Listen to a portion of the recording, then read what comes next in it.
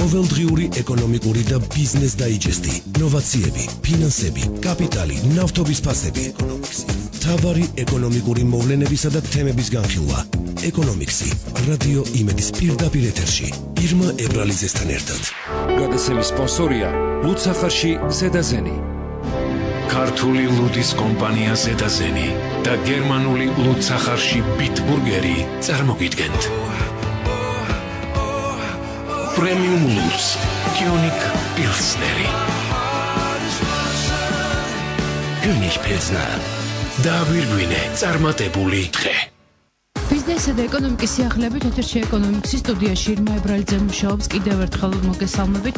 რა სჭირდება სოფელ 65 სოფლის კვლევის შედეგების პრეზენტაციას რამდენიმე წუთში წარმოგიდგენ სამოქალაქო საზოგადოების რეგიონულმა ქსელმა სოფლის, რომლის ფასილიტაციას არასამთავრობო ორგანიზაცია სიდა ახორციელებს 10 რეგიონის 65 სოფელში კვლევა ჩაატარა. ეხლა სატელეფონო ხაზია სიდაც ხელმძღვანელი ზვიად დევდარიანი, რომელიც კვლევის შედეგებს პირდაპირ ეთერში გაგვაცნობს. ბატონ ზვიად, გამარჯობა. მოგესალმებით. მადლობთ, რომ მონაწილეობთ გადაცემაში. ბატონ ზვიად, სანამ დეტალებში შევიდოდეთ, მანამდე მთავარი კითხვა მინდა დააგისვათ, რა აჩვენა კვლევამ, რა სჭირდება სოფელს?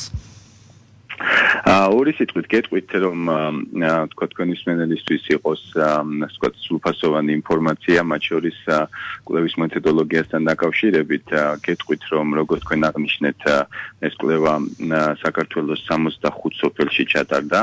1500 ადამიანი იქნა გამოკითხული სოფლებში. მნიშვნელოვანი ასევე იცოდეთ, რომ ყველა რეგიონი იყო ჩართული საქართველოსი, საიდანაც შერჩეული იქნა მოსახლეობით ყველაზე დიდი მუნიციპალიტეტები და შემდეგ უკვე ამ მუნიციპალიტეტებში შემთხვევითი წესით შეირჩა 3 სოფელი და საერთო ჯამში მივიღეთ, რომ დაახლოებით 65 სოფელი იქნა გამოკითხული. საკმაოდ ფართო იყო სპექტრი იმ საკითხების, რომელსაც ჩვენ ასე ვთქვათ ვიკვლევდით. ეს მოიცავდა ეკონომიკას და ქონებრივ საკითხებს, მოიცავდა სოფლის მოსახლეობის ხელმისაწვდომობას სერვისებზე და მოიცავდა ადგილობრივი ხელისუფლების აღქმას. ეხლა მე შევეცდები, რომ ასე ვთქვათ, ძირითადი საკითხები წარმოვაჩინო, რაც გამოავლინა კვლევამ. ეკონომიკის და ქონების ნაწილში, ასე ვთქვათ, ვეკითხებოდით მაგალითად იმ ხარჯების შესახებ, რასაც სოფლის მცხოვრებლები ყოველდღიურად გასწევენ, აღმოჩნდა, რომ ერთ სულზე დაანგარიშებით, ყველა ხარჯის გათვალისწინებით სოფლის მოსახლეობის ყოველდღიური ხარჯი შეადგენს დაახლოებით 5.5 ლარს. აქვე გეტყვით, რომ ჩვენ ამ კვლევას თუ ერთი ადამიანი ერთ სულზე გათვლით. ანუ ესე იგი ჩვენ ვიკვლევით როგორც მცირე სოფლებს, მინდა აღვნიშნო, ასევე საშუალო და დიდ სოფლებს და აი ამ სოფლებში მცირე სხვაობებს გვაძლევდა ხოლმე სხვადასხვა მონაცემი.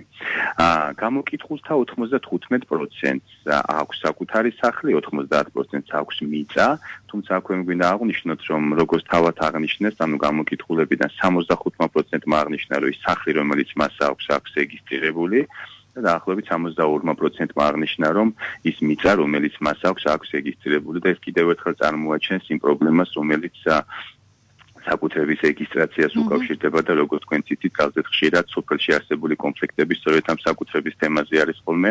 რამდენადაც ჩვენ ვიცით, რეესტრი ამ ეტაპზე ახორციელებს ფართო რეფორმას და მიმდინარეობს მთელ საქართველოში არსებული საკუთრების აღწერის თემას და ეს ერთ-ერთი მნიშვნელოვანი თემა, ვინაიდან დაურეგისტრირებელი ქონება ერთ-ერთ სერიოზულ პრობლემას წარმოადგენს.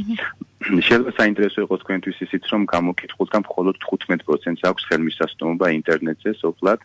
ეს მნიშვნელოვანი თემა, ვინაიდან ვიცით, რომ მათ შორის ინფორმირების კუთხით ერთ-ერთ სერიოზულ რესურსს წარმოადგენს უკვე ინტერნეტი, თუმცა სოფლად როგორც ხედავთ, საკმაოდ მცირე რაოდენობას აქვს მოსახლეობის.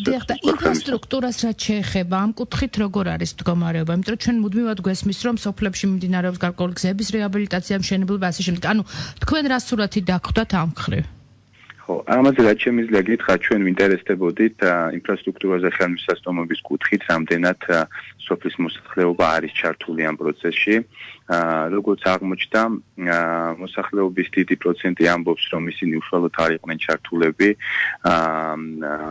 ასევე ნაკლებად აქვთ მათ წარმოდგენა იმასთან დაკავშირებით, თუ რომელი სტრუქტურები ახორციელებენ ამ ინფრასტრუქტურის რეაბილიტაციას.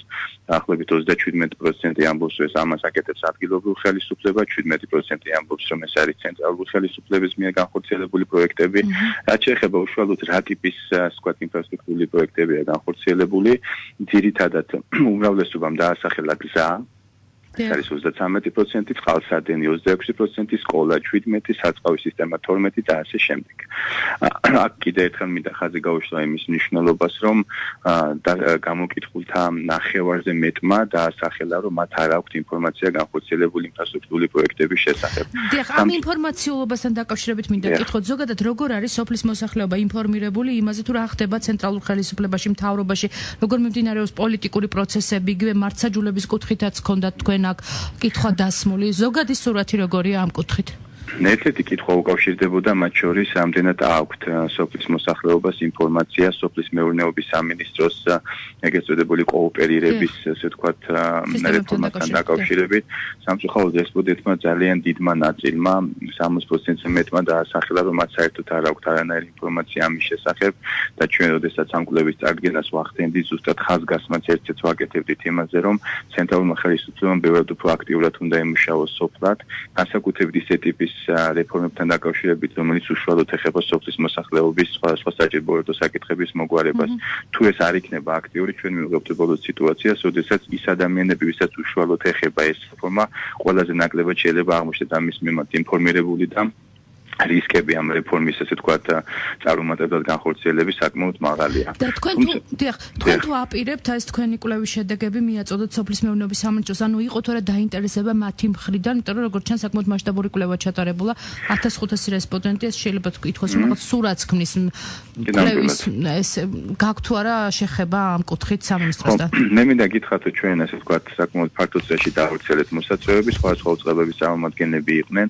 გარდა ამისა მინდა გითხრათ რომ თქვენი და თქვენი კოლეგების წყალობით საკმაოდ ესე ვთქვათ კარგად გაშუქდა თავად კვლევის პრეზენტაცია და უკვე მივიღეთ რამდენიმე თხოვნა რომ ეს კვლევა გადაგვეგზავნა სხვადასხვა უწყებებში, ასე რომ ჩვენ იმედი გვაქვს რომ ძალიან სასარგებლო იქნება ზუსტად იმ ადამიანებისთვის, რომლებიც სხვადასხვა რეფორმაზე მუშაობენ. სხვადასხვა ერთ-ერთი ძირითადი ნაწილი ამ კვლევის უკავშირდებოდა ადგილობრივ ხელისუფლებასთან დაკავშირებით სოფლის მოსახლეობის დამოკიდებულებას და აღქმას და მინდა გითხრათ რომ ზუსტად იმ ჯგუფისთვის რომელიც დღეს იცით რომ სულ რაღაც ერთი კვირის უკან მთავრობის მიერ დამტკიცებული იქნა თვითმმართველობის ახალი კოდექსი რომელიც პარლამენტშიც გადაიგზავნა ასე რომ ზუსტად იმ ადამიანებისთვის რომლებიც ამ თვითმმართველობის რეფორმაზე მუშაობენ აი ეს ნაწილი კვლევის სადაც საუბარია ვთქვათ როგორ აღიქვავს ადგილობრივი მოსახლეობა თვითმმართველობას და ხედავთ რომ მაგალითად კვლევაში ჩანს რომ რესპონდენტთა აზრით მათ ყოველდღიურ ცხოვრებაზე ადგილობრივ ხელისუფლებას წარმოადგენთ არანაირი გავლენა არ აქვს ამბობს 35% ძალიან მცირე გავლენა აქვს ამბობს 24% ანუ გამოდის რომ მოსახლეობის ნახევარზე მეტი ამბობს რომ ადგილობრივ ხელისუფლებას ფაქტიურად გავლენა არ აქვს ადგილობრივ მოსახლეობაზე და ეს მე პირდაპირ უკავშირდება იმ დობას რომელიც შემდეგ აქვს მოსახლეობას ადგილობრივ ხელისუფლების მიმართ ძალიან საინტერესოა ისიც რომ გამოკითხულთა 88% ამბობს მაგალითად რომ სოფლის წვნებულების ინსტიტუტი იცით უნდა იყოს არჩევითი. დღესდღეობით იცით რომ ესენი არიან ასე ვთქვათ გამგეობების წარმომადგენლები ადგილზე და ეს არის დანიშნვითი ფუნქცია.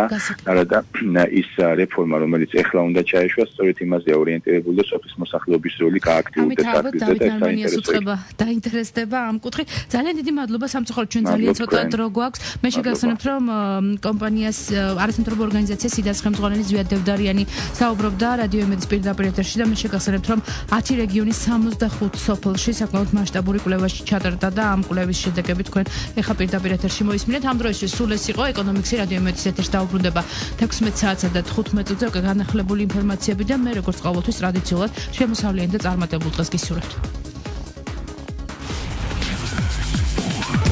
ყოველდღიური ეკონომიკური და ბიზნეს დაიჯესტი, ნოვაციები, ფინანსები, კაპიტალი, ნავთობის ფასები, მთავარი ეკონომიკური მოვლენებისა და თემების განხილვა. ეკონომიკსი, რადიო იმედის პირდაპირ ეთერში, ირმა ებრალიძესთან ერთად.